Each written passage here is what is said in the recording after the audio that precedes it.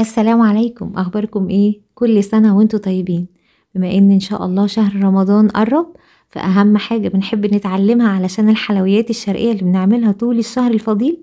عايزين نتعلم مع بعض كده نعمل شربات حلويات طعمه مميز، يخلي الحلويات بتاعتنا مش زي اي حلويات احنا كلناها قبل كده. طعمها كده يبقى مختلف تماما، وفيها حاجة بتميزها عن كل الحلويات اللي احنا بنشتريها من بره. يلا بينا نسمي بسم الله وهنتكلم مع بعض في الفيديو باستفاضة عن حلاوة الشربات بتاعنا ده. هنجيب حلة ونسخنها كويس، ونزلت فيها بكوباية من السكر. وطبعا السكر ده لازم يتكرمل كده على نار هادية. أول ما بيبدأ ياخد لون ذهبي من تحت، أنا ببدأ أحرك كده بالمعلقة، يعني ما بحركش أبدا قبل ما السكر ياخد لون. لازم يكون عندنا صبر كده، لأن الكوباية دي هتتكرمل بعد شوية وقت حلوين كده، لان لازم النار تكون هاديه. بالنسبه طبعا للناس كمان المبتدئه تخلي بالها جدا لانه بيتحرق بسرعه. مجهزه جنبي كوبايتين من الميه المغليه. نزلت باول كوبايه كده على 3 دفعات، وبعدين نزلت بالكوبايه التانية.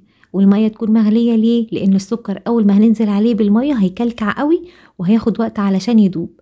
لكن لما تكون الميه مغليه هنبدا نقلب كده بالراحه بالراحه لحد ما السكر يدوب خالص، وما يبقاش فيه اي كلكوعه لازقه في الحله. نزلت دلوقتي بقى ب3 كوبايات كمان من السكر، ومعلقه كبيره مليانه من عسل الجلوكوز. عسل الجلوكوز ده بيساعد كمان ان السكر بتاعنا ما يسكرش، ومدة التسوية بتاعته تكون سريعة، وطعم الحلويات بتاعتنا مش مسكرة قوي كده، يعني تسكيرة مستفزة. لا، بيعادل السكر في الحلويات، وبيخليها كمان تعيش مدة طويلة جدا وهي محتفظة بالشربات بتاعها. قلبت الشربات بتاعي كده من نص لمدة يعني ثواني، 4-5 ثواني بس، وسيبته بقى كده على نار هادية يغلي كده، وشلت الريم كله. هحط دلوقتي بعد 5 دقايق من الغليان ربع معلقة من ملح الليمون، ونقطتين بس كده من الفانيليا. وبعد كده هشيل بقى كل الرغوة دي، كل ما تظهر على الوش او الريم ده لازم يتشال كله، ده بيبقى طبعا من السكر اللي احنا مستعملينه. وبعد كده هسيبه بقى كده على النار يستوي كويس جدا لمدة 8-9 دقايق بس، اكتر حاجة 9 دقايق تسوية. وبعدين هحطه بقى في برطمان. اهم حاجة البرطمان يكون زجاجي متعقم كويس جدا وجاف تماما من المية. حطيت الشربات بتاعي وهو سخن في البرطمان، يعني على دفعات، علشان طبعا على الجو برد دلوقتي وممكن البرطمان طبعا يفرقع. فانا حطيته كده على 3 دفعات، وبعدين هشيل بقى اي رغوة تظهر على الوش، وهسيبه يبرد خالص قبل ما اغطي البرطمان، علشان قطرات المية اللي بتتكون على الغطا دي لما بنقفله وهو سخن ممكن تبوظ لي الشربات بتاعي.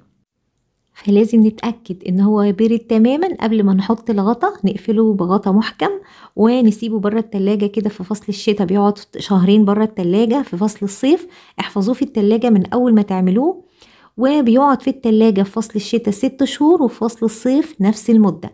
يعني مدة حفظه في التلاجة مدة طويلة جدا. ممكن تعملوه من قبل شهر رمضان ب2-3 براحتكم. اعملوه من دلوقتي واحفظوه في التلاجة، مش هيحصل له اي حاجة. وعلشان خاطر امهاتنا وحبايبنا اللي بيحبوني اقول مكونات وما اكتبهاش تحت الفيديو، يعني اكتبها واقولها، هقول لكم على المكونات دلوقتي. هو 4 كوبايات من السكر، كوبايتين من المية، ربع معلقة من ملح الليمون، ونقطتين من الفانيليا، ومعلقة كبيرة مليانة من عسل الجلوكوز. بس كده هي دي المكونات، زي الشربات التقيل بالظبط، ولكن التكنيك والطريقة مختلفة. بتطلع معانا الشربات مكرمل، والحلويات بتاعتنا اخده طعم الكراميل الجميل ده. ان شاء الله اكيد لما تجربوه هيعجبكم. لو عجبكم الفيديو ما تنسوش وما تبخلوش عليا باللايك والاشتراك في القناة لو لسه جديدة واول مرة تشوفيها. وان شاء الله انتظروني فيديو جديد. السلام عليكم.